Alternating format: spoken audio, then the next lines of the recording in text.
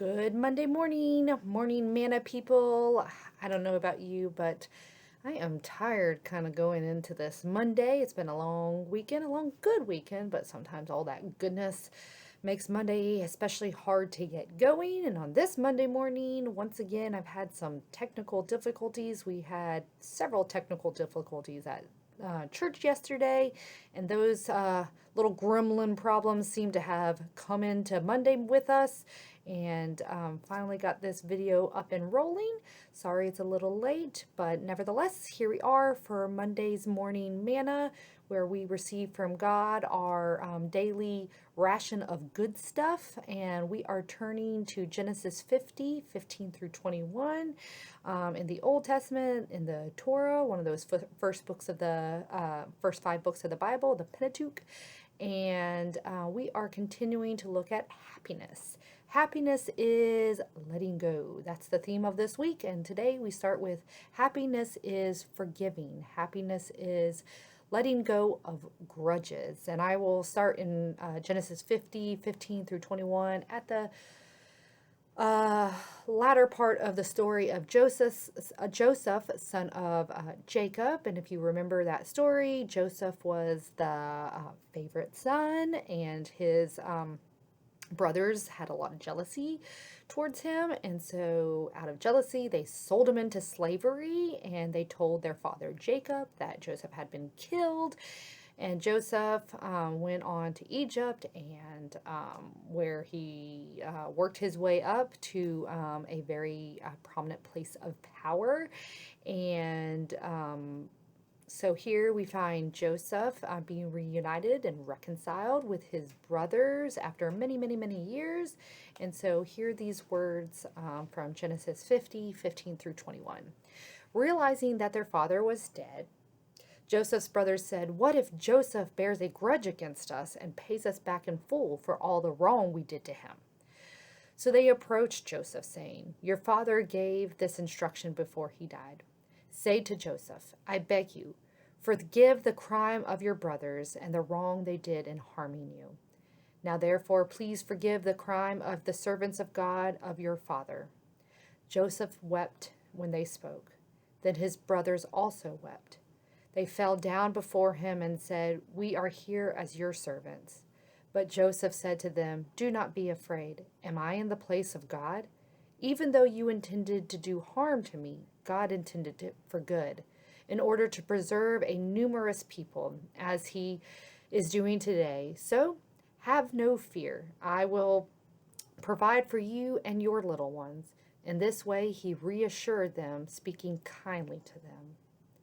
So I heard a story once by, I was at some conference, and a speaker told this story that I've never forgotten, about a young college grad from the southeastern United States who wanted to go to New York City. So she landed herself a really good job. She found an apartment, and she moved to the city of her dreams. And she was so busy and caught up in city life, working a lot, and busy socializing, that she really never got the time to get to know her neighbors until suddenly she was very surprised when the neighbors from across the hall knocked on her door, and they pleaded with her to please, for just several days, to take care of their dog, because they had to go out of town, and their dog sitter had suddenly said they could not watch the dog, and they had to catch a plane, and she was their last resort. Well, this young woman from the southeast of the United States didn't really love animals, love dogs, and she was really busy and didn't know how she would work watching this dog into her busy, busy schedule, but she agreed because, as all polite Southern women say, yes, when the time arises. So she said yes, and she quickly got the instructions from this couple across the hall about taking care of their dogs. So the next morning, she tentatively went into the apartment of her neighbors, and she called out to this dog.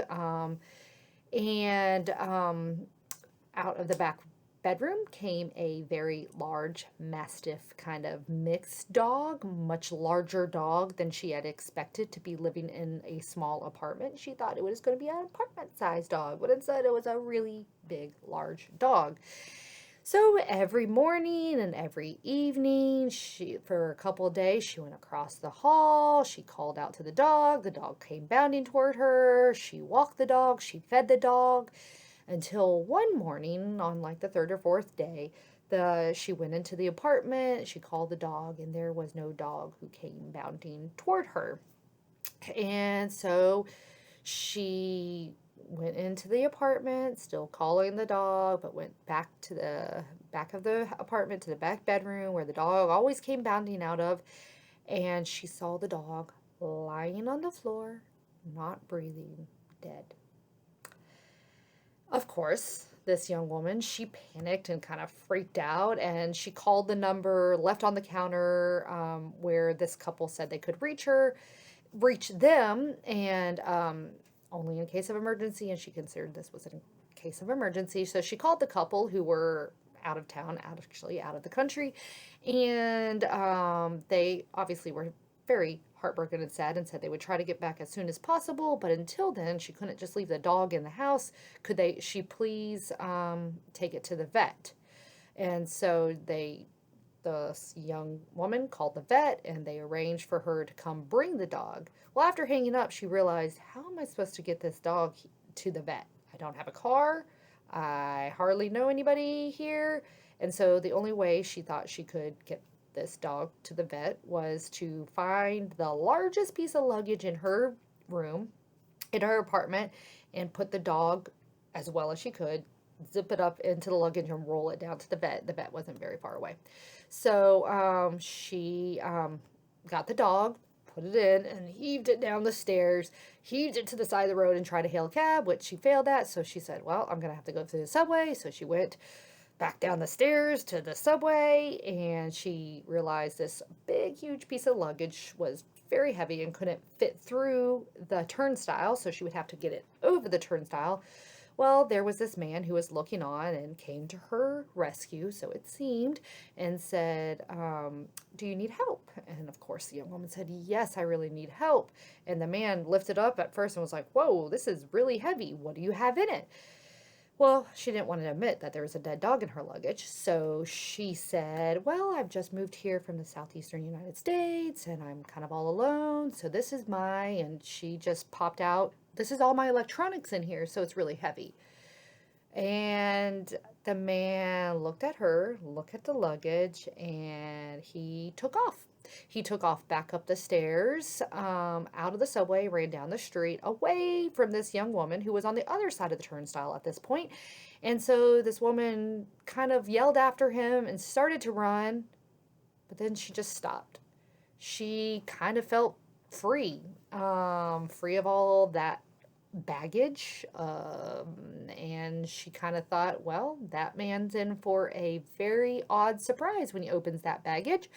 He was expecting electronics, and well, there's a dead dog. And she knew that she would have to try to explain the best she could to this couple what happened to their dog, but really she was relieved. She was relieved, and she kind of chuckled and felt completely unburdened, and said she would worry about what to tell the neighbors when they came home another time. But in the moment, she felt free of all that baggage.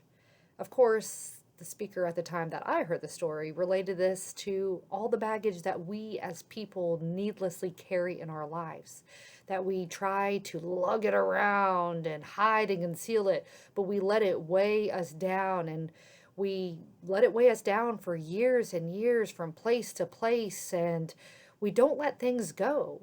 It sounds like this is where Joseph was and what Joseph was doing, until one day when he just let it go. He forgave, and he and his brothers, they both cried happy tears. They were reconciled and reunited with people they both loved. And Joseph, he loved his brothers, but he had spent so much time, so much energy hating and holding grudges. I would argue that until this point, even though Joseph had risen to such a high position of power in Egypt, I don't think all of that made him completely happy, because he still was lugging around this very dark, deep grudge, and he couldn't just let it go until one day he did. He forgave. Happiness is connected to our ability to let it go, to let go of our burdens, our baggage, to free ourselves from those things that we allow to weigh us down, especially those things we keep between one another, between people, from connecting with people we love. So I think we need to let go and let God. That's our breath prayer for this week. Let go and let God.